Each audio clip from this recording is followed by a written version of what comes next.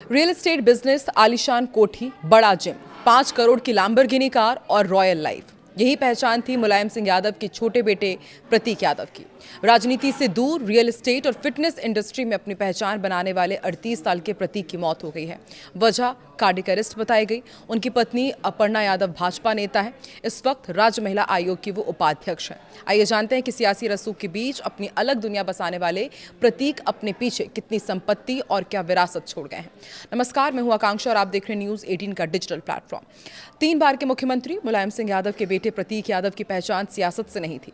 प्रतीक ने अपनी पढ़ाई लीड्स यूनिवर्सिटी से पूरी की थी।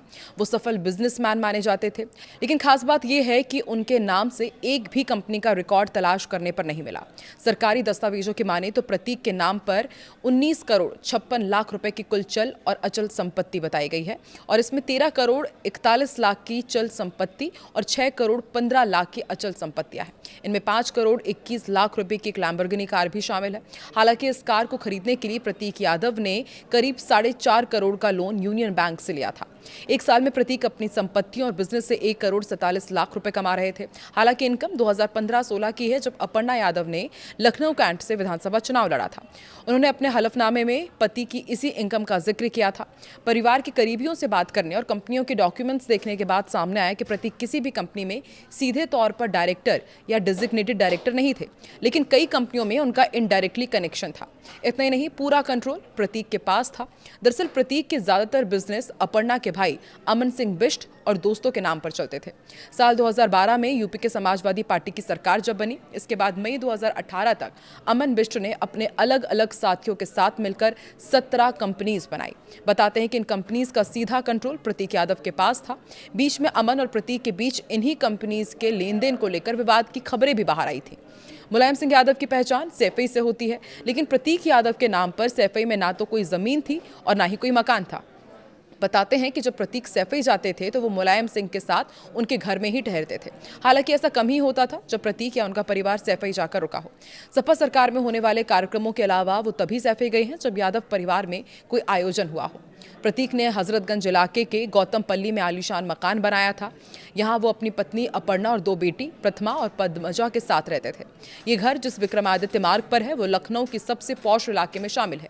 हाई सिक्योरिटी एरिया है। इसके अलावा प्रतीक के पास लखनऊ के गांव रमैयापुर में 22 बीघा जमीन है। ये खेती की जमीन है। कैंट एरिया में महात्मा गांधी मार्ग पर भी 5123 स्क्वायर फीट में रेजिडेंशियल बिल्डिंग है। प्रतीक यादव फिटनेस इंडस्ट्री में काफी सक्रिय थे। उन्होंने साल 2015 में आयरन कोर फिट नाम से अपना फिटनेस ब्रांड भी शुरू किया था। बाद में इसकी कई ब्रांचेस खोली गई और बताया जाता है कि जिम में इस्तेमाल होने वाले जितने भी इंस्ट्रूमेंट्स थे वो विदेशों से मंगवाए जाते थे। इस जिम की सालाना मेंबरशिप फीस 35,000 रुपए तक की थी। इसके अलावा लखनऊ में उनका एक और बड़ा जिम था जो गोमती नगर में मनोज पांडे चौराहे के पास स्थित है। इसके अलावा वो fitness training, brand promotion, wellness consulting जैसे कामों से भी जुड़े रहे। सोशल मीडिया पर भी प्रतीक यादव काफी एक्टिव रहते थे। वो अक्सर वर्कआउट के वीडियोस और फिटनेस टिप्स शेयर करते थे। उनके फॉलोअर्स उन्हें फिटनेस आइकन के तौर पर भी देखते हैं।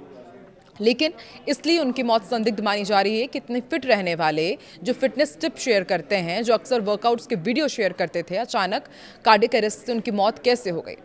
पोस्टमार्टम रिपोर्ट में जो खुलासा हुआ है कि उनके शरीर में 6 से 7 चोटों के निशान मिले हैं, उन्हें भी संदिग्ध माना जा रहा है और उनके फॉलोअर्स यही कह रहे हैं कि अब उनकी मौत की जांच अच्छे से होनी चाहिए।